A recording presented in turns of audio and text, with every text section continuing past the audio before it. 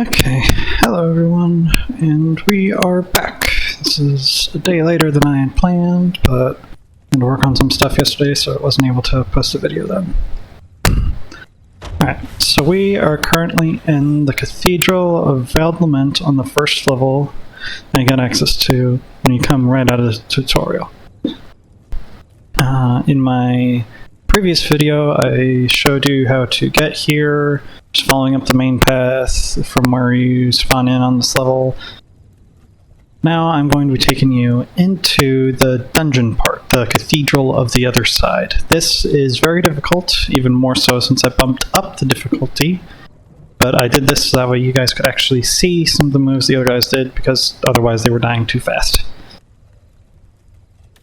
Alright, here we go. I'm probably also going to keep this video kind of short, mostly because there isn't as many places inside. Don't get me wrong, there's still a bunch of areas you can explore, it's just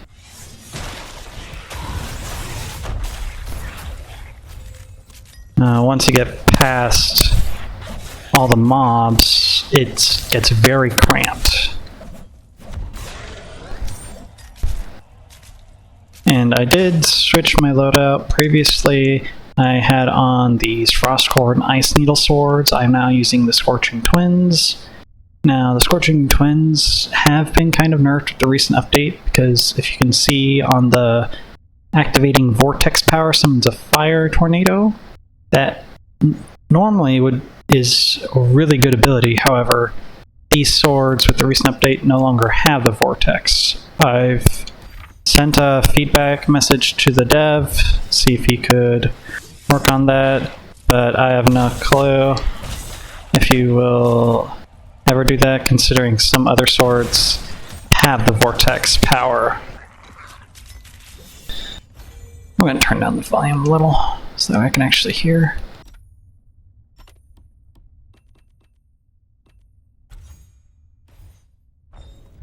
Alright, that's a little better. Right now I'm just going through this basic area, just showing you where the different stuff is. Now, one thing to note, it won't show for me because I've already gotten it, but if you come over here, there will be, pretty sure one of these coffins will be kind of glowing, and that's your symbol that it's a chest, kind of, and it'll let you open it. Or there's a soul fruit here. And soul fruits are the modifiers you can put on your character. So currently I have on Soul Fruit of the Scholar's Gamble. I'll let it stay there for a little bit so you guys can read it. Soul Fruit of the Leech. Soul Fruit of the Undying, which I just recently got. Soul Fruit of the Alchemy, which is really good on the 3rd level that you get. Soul Fruit of the Bloodstrider. Soul Fruit of the Unbroken Storm, which is the modifier I was talking about in the first episode about letting me retain my momentum on my dash. And finally, Soul Fruit of the Duelist Muse. This is what's causing that, if you look on the right, you'll see the cursed thing flashing every bit. If I kill a couple enemies, that goes up to Blighted.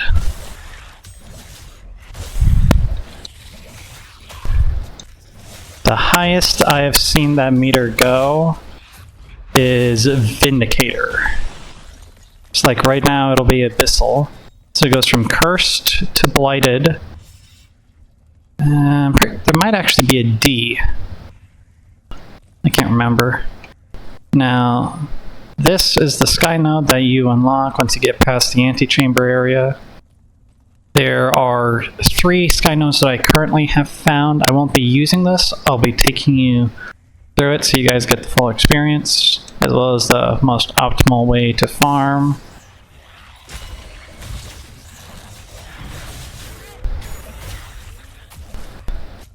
Note: I'm currently on max level quantity and level 5 strength. Or no, not strength, toughness on enemies. I only have 2 on the enormity, which is Alright, so if you see that shadow guy, that's caused by one of the modifiers on brutality. As well as those little kind of electric things that guy has.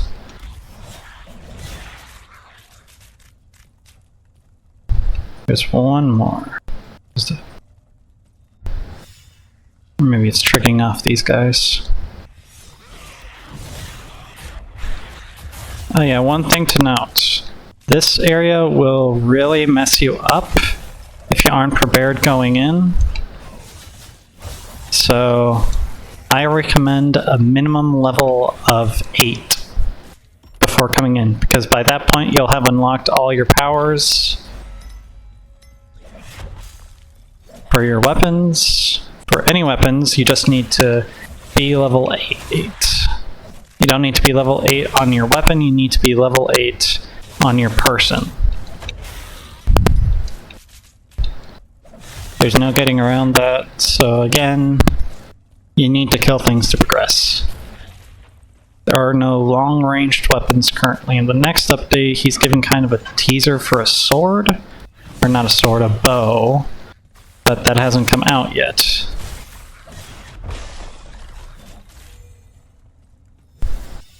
So you need to get up close and personal, and so recommended heart to start out with. It will either be crystallic regrowth or piezoelectricity. Actually, if I go here, those are the modifiers, my bad. So definitely not a lum heart, because you only get one heart there. While you do restore a temporary heart every 10 seconds, you only go one, which means while you do have constantly refueling hearts, it'll take 10 seconds to get a new one, when you can just hit something and get it back in like 5 seconds. The second heart it's a 3-hearter, but it adds 1 temporary heart upon receiving damage, has 13-second cooldown, which is good because that means you can take another hit. It kind of replaces the heart you have that you lost. Right now I have that heart as my bonus, so I get 2 because it's at level 10.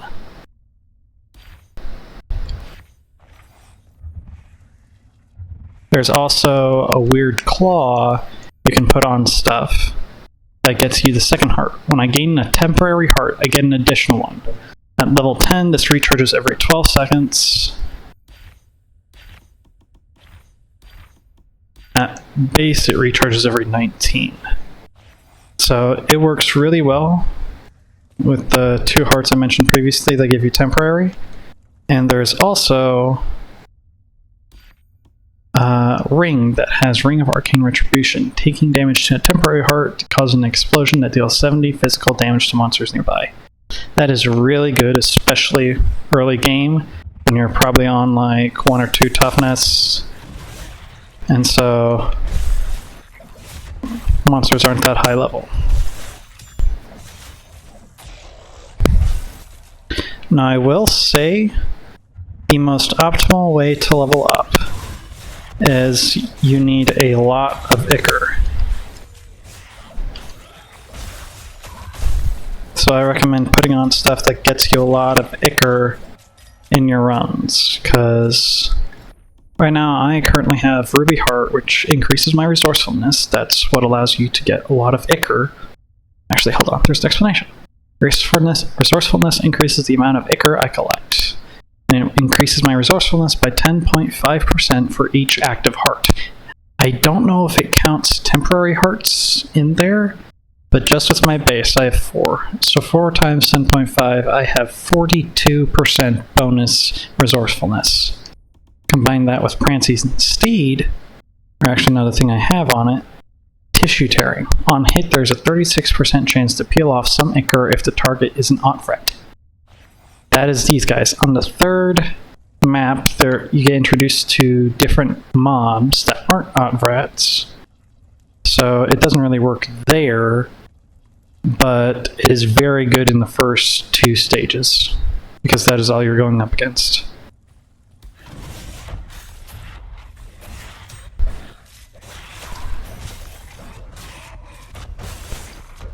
This might be kind of late in the video to actually talk about, but this video game is not shying away from the gore. So I have it set specifically for YouTube to not recommend this to kids, because I'm pretty sure you don't want kids looking at all this stuff. But please do not show this to kids or really anyone under, I'm going to say 14 or 15. Please be responsible.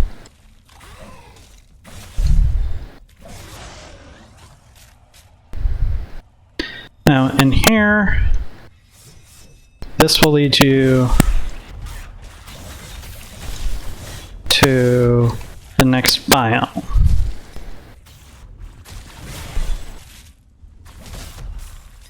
You need to find this in order to progress along the main story. You can see it says the other side depths. We will come back to that in just a minute. I'm going to show you how to find the other sky node here.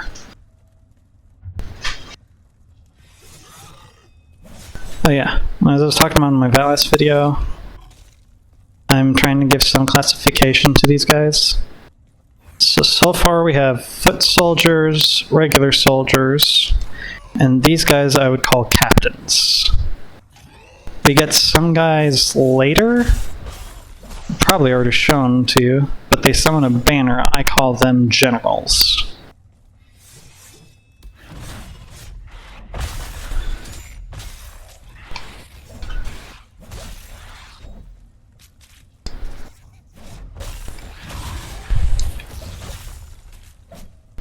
Again, I don't know what their actual names are. There is no classification system beyond they are all autocrats.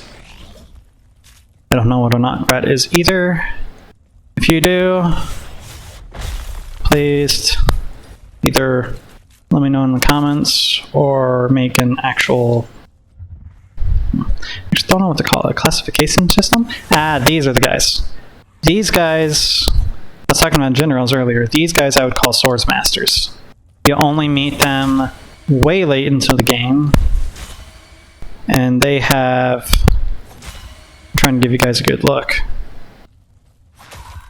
They're very fast, you don't stay stunned for any time at all, but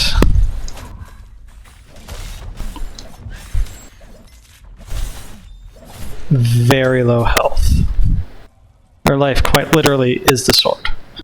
Now, speaking of which, coming up here, this is an area for either a soul fruit or a chest. I can't remember which of the two.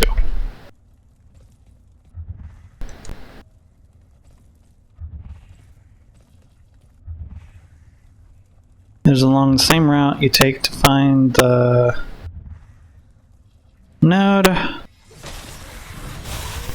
I'm just coming down here to show you it's an easy space to drop into to farm some enemies real quick. Again, you would probably only have, you would actually have way less enemies depending on what mode you have it set at. I have it set at max quantity, so do not be daunted by the amount of people you see me facing. You'll not be facing near this many unless you put on max quantity as well.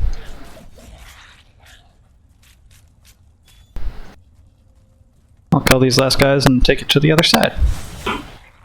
Amazing song, by the way. I won't say any more because I don't want to be copyrighted. But amazing song.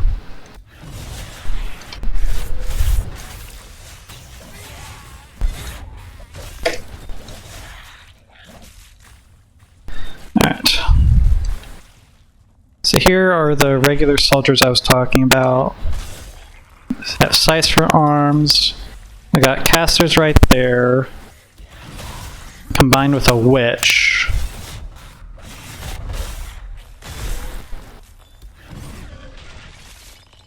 Again, if you have an actual classification system for me, I would love to hear it.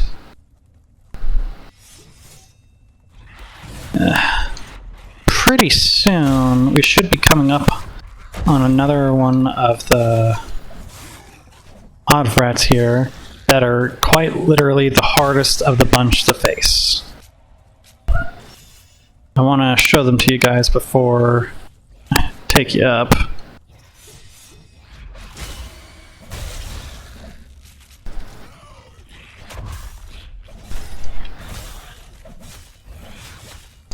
And if you feel like the game is going too fast-paced for you to actually keep up, there is a game speed button, or a game speed slider, inside the main menu.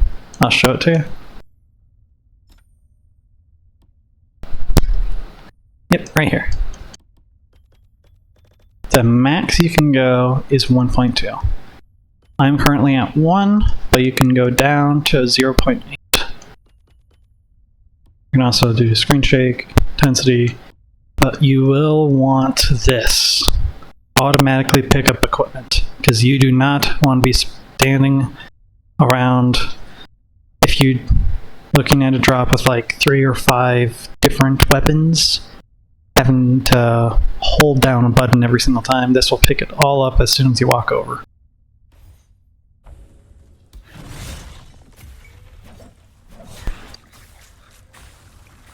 Got a couple witches here.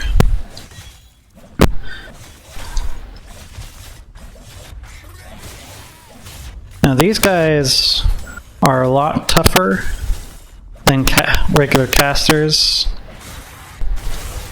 mainly because they're, I guess you could call it the advancement of a caster.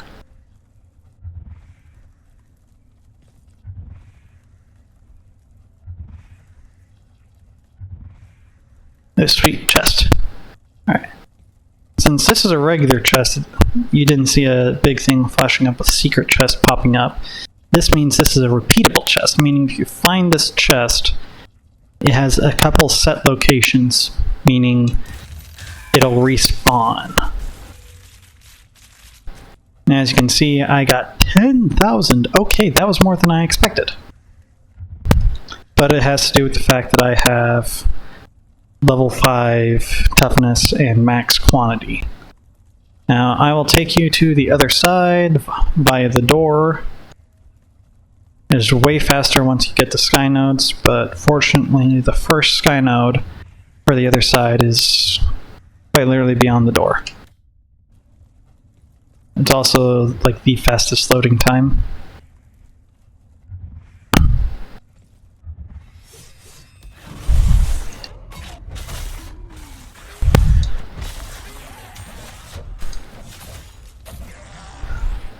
Now, I am going to recommend some weapons that you start out with,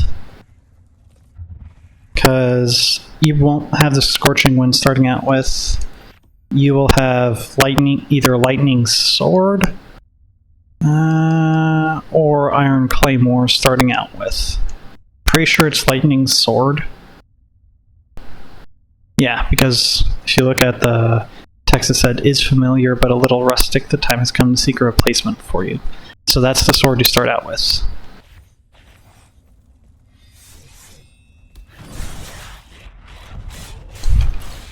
Now that sword is pretty good, but it only gets good once you level it up a whole bunch. Ooh, this guy's new. He was a different level sword master. I might be mistaken, that might have been the same color. I just can't get over the sounds they make. It's like... Oh man, it's been so long since I've actually been this room. I can't remember if there's a chest in here or not.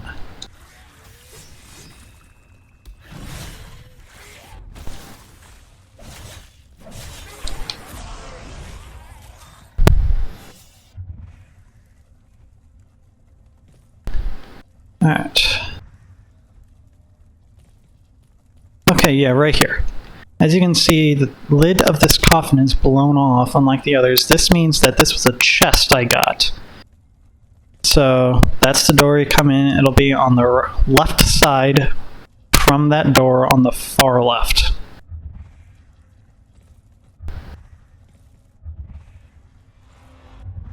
And as you can see, at the top it says, Otar Amel, the City of the Dead. And coming down the stairs, here's the Sky Node. There is one more all the way up there, but you have to fight your way past kind of a mini army. You can cheat. I'll show you the cheaty way. Alright, and you see like that? Just secret treasure found.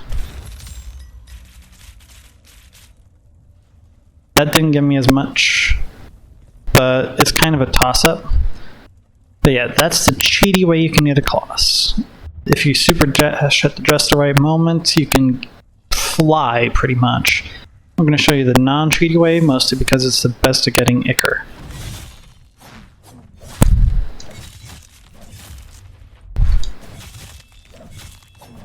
And you are introduced to a new enemy. You only meet skeletons and... Oh! How did I not get that fruit? Jeez, I must have done the cheat way from the beginning. Soul Fruit of the Undying. Oh, I already have this one. Huh, now it shatters into 5. It used to shatter into 6. So yeah, something else you can do, you can pick up multiple soul fruits. I have multiples of a couple different ones. For the percentage bases, it normally either increases or decreases by 2. For stuff that is not percentage, it normally is it's normally like a flat hole or 1 or something. As you can see here, it normally shatters into 6, but on picking up the second one, it shatters into 5. This thing, it used to go up to a 30% maximum boost, so now it goes up to 35, so that kind of breaks the 2% rule, but that's because this is experience-based. And this is invulnerability window, and went up from a flat 1 at 1 fruit to 1.1 at 2 fruits. Not a long time, but every second counts when you're getting wailed on. Of course, there are things like this, where it says, if the target is an Oprat, each attack extracts a small amount of Ichor from them. Well, it didn't have a number beforehand, and it doesn't have a number after, but, so you can't really tell. Oh yeah, D, Damned. It goes from Damned to Cursed, and here's another repeatable chest. Dang, you can get a lot from those, actually. But yeah, it goes from Damned to Cursed,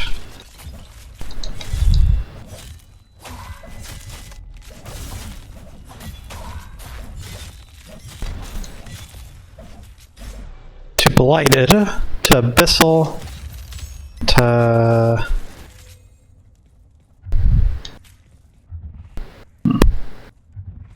from Blighted to Abyssal to Slayer, and then the last phase, which I'm pretty sure you can only get after getting the second soul fruit, it goes up to Vindicated. Or Vindicator. I've only gotten that one a few numbers of times. Ah, trying to hide from me, eh?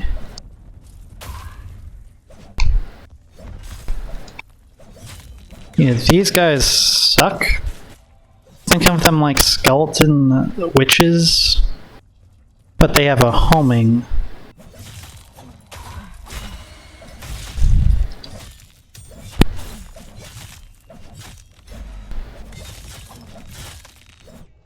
Yeah.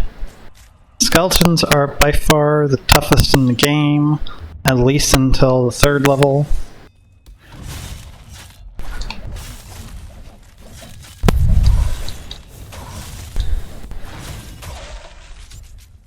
But you can always handle them with a nice application of powers.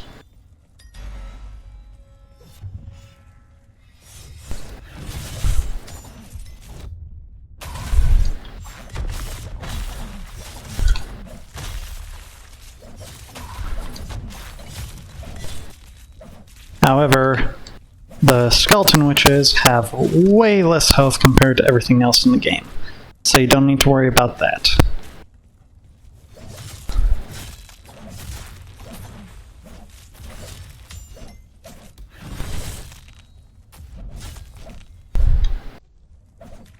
Of course, if you slowed down the screen right there is after I did the hit, you can see I dealt over 1,000 damage, but that is because of my specific build.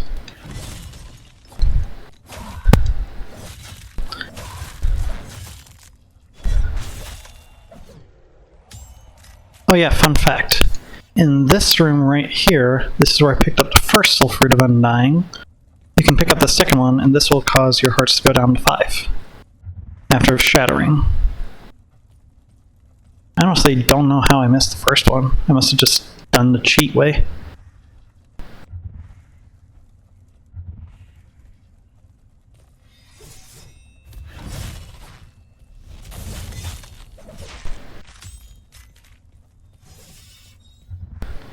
As you can now see, that is where we came in.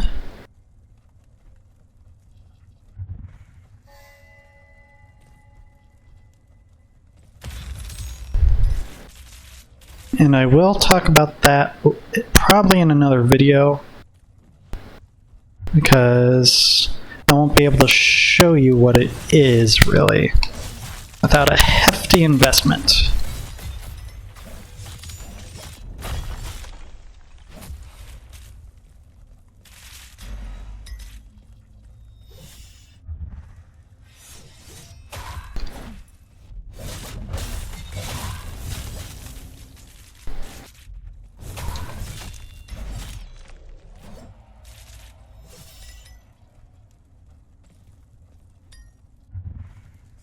Yeah, this is something that only appears once in the game, and only in this very specific spot.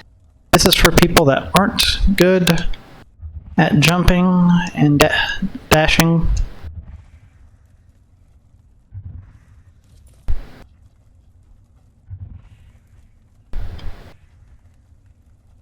And I'll take you all the way up here.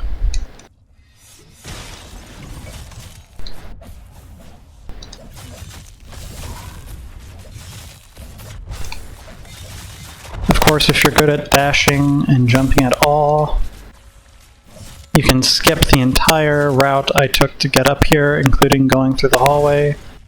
But I recommend doing that just because I'm literally at over 100,000 glimmer. Not Ichor. I've been playing another game too much. If you know what Glimmer's from, you probably know what I'm talking about. If you don't, you can stay blissfully unaware. Oh, okay, that's my mistake. Up here is where you find the second Soul Fruit of Undying. Not down there. Okay, that was probably loud, sorry for that. But I literally have no control over when those glaciers spawn because it's a random chance.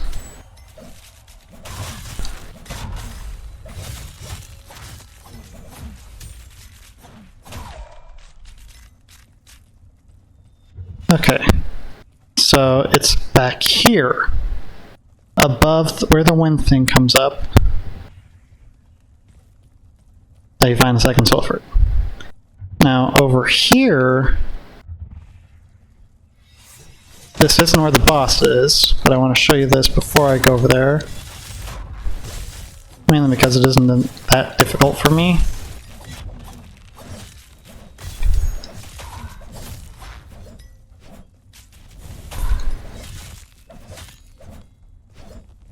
Get over here, you little rat.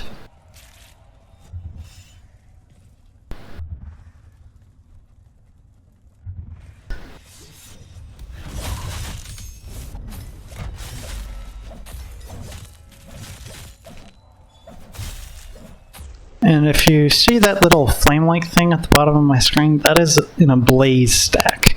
Once that thing gets to 1 stack, it causes your topmost heart, so it'll be the top red heart. It would cause me not to be able to refill that until the blaze meter went down. However, if you have the Soul Fruit of Undying, like I have, those heart fragments that allow you to pick up hearts to refill it gets around a blaze completely, so it's another reason why you should find it. Now here is the Serenity Chambers, and here you get to pick up a weapon called, not there, there we go, Flamekeeper Sickles. This is the base version, I haven't upgraded it any. Eternal Duty, using any power shifts me in Penumbra for 0.7 seconds, rendering me invulnerable. So yeah, any power, meaning like this or this, would make me not be able to be hit. You're probably wondering why I don't use it. Because I have a lot better stuff to combine it with. Maybe if something else came out, I would use it. But it would have to be something that synergizes with it. Alright, I'm going to take you through this boss so you can see what comes up. I'm going to be quiet for most of the fight because he actually has some pretty good dialogue.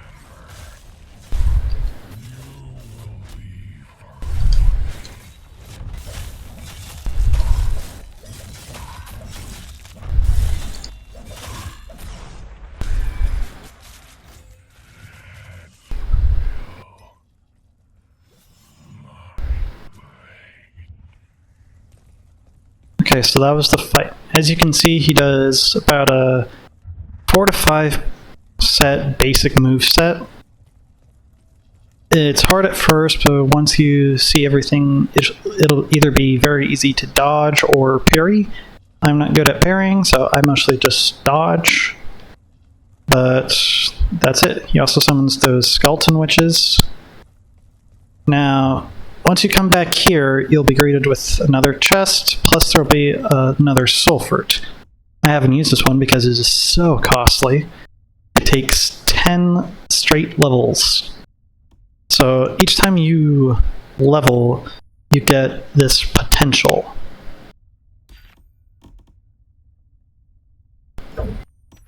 You can see it over here. I'm close to getting another level. It'll level me to 30. But each potential allows you to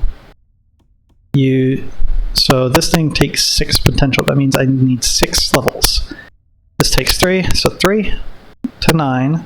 This takes 5, so that would be 14, 17, 22, 24, 28. 28 out of 29, which is why I have that one remaining. But I would have to basically get rid of almost half of my fruits to put this in, but it has a very good effect. Upon taking fatal damage, I have 10 seconds to kill 5 shades of myself before I die. If I succeed, my hearts will be fully restored. I only have one other 10 cost, and it's Sulfur to the Rivengale.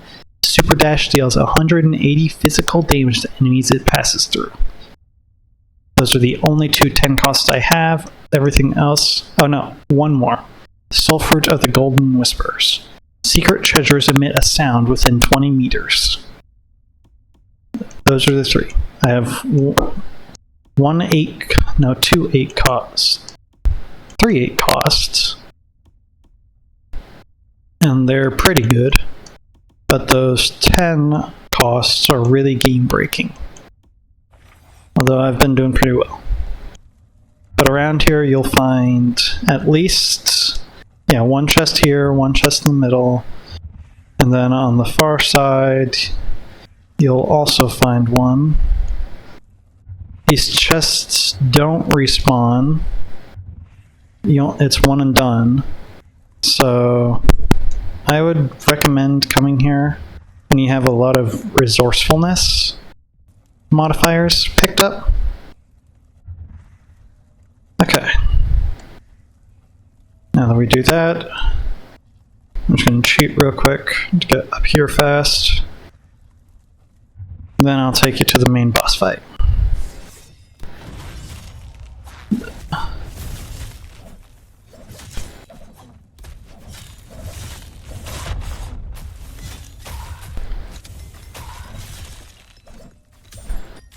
Depending on how I'm feeling, I might switch weapons before the boss fight.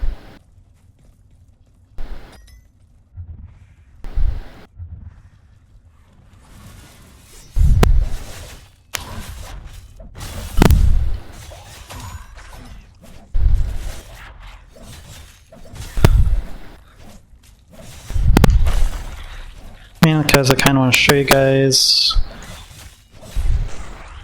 like a full boss fight, not die in the middle. That would be embarrassing.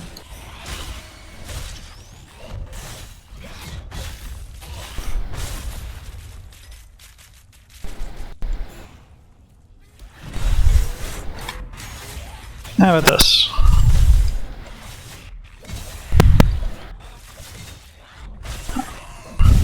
If I can get...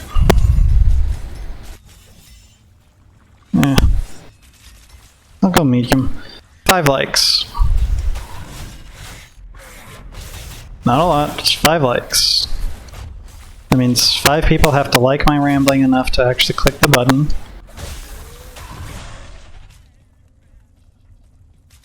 I will listen to the comments, vote on which weapon to use. And I'll do a detailed explanation of all the weapons in a different video. That'll take a while. Yeah, this is the 4th soul node, but only the 2nd in Otar Amel. I'll show you what it looks like from underneath. Otar Amel, the summit, and down there is Otar Amel, the city of the dead. You can see the cathedral, the other side door over there, and the ancient burial. Ancient burial is kind of a one-off. It just is a place where you can go to get to the halfway point of that section.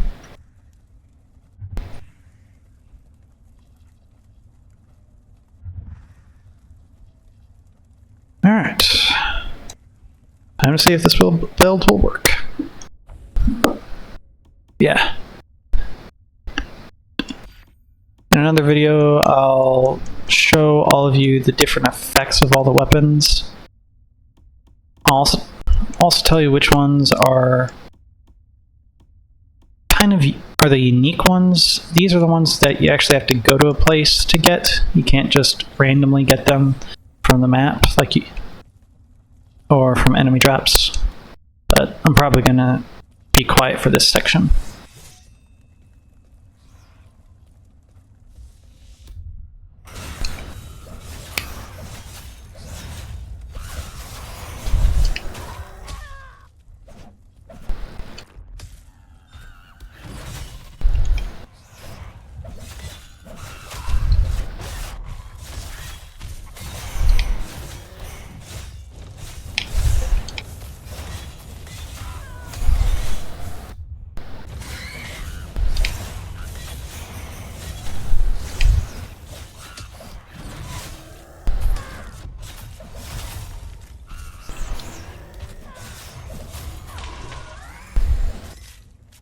Okay, that was a lot less work than I anticipated. Turns out, when you have something that on hit with 63% chance applies 4 stacks of poison, and deals 3 poison damage per stack every second, combined with a bunch of poison damage increases, I mean a lot. Let's actually count the increase. So 15% increase, 12%, so 27, 15%, so 42, 12%, so 54, 6%, so 60, 50%. So I have a 75% increase on poison. Combined with, poison monsters take 10 poison damage per poison stack with each hit. So that would be an extra 40 damage. Every 7th hit removes all stack of poison, freezing, and weaken from the target, dealing 100 physical damage per stack purged. Too bad it doesn't do a blaze. That would be amazing. And there's other stuff that you can do for poison, like critical hits applied to the target 7 stacks of poison, or each hit applies 1.4 stacks of poison to the target per stack I carry, but I gain 2.1 stacks of poison, and that's only for poisoned. There is a bunch of other stuff you can do, with fire or cold or lightning, or even just regular crit. Like, there's an entire crit build out there that some people have made. Alright, but this is the end game, so if you look around you can find a fruit. I'm pretty sure it's over here on the left side, coming in. But once you're done, there will be a map right here that will... oh yeah, there is borders, so like Fallen Angel, Nam, the Summoner of Tears is dead, her scroll burns cold in my hands, it points me forward to another artifact soon to be exterminated. What that means is you get a scroll here that basically gives you the next location on the map, the Citadel. Once that's done, there's a chest over here, it's gone now. You only get that chest per the first time you clear this place, so you can't repeat that, and then you can go through this door. And I think that's going to be it. Alright, thank you all for coming and watching. If you want me to do a specific build or something, post it in the comments. I'll try to react whenever I can. Alright, see y'all later.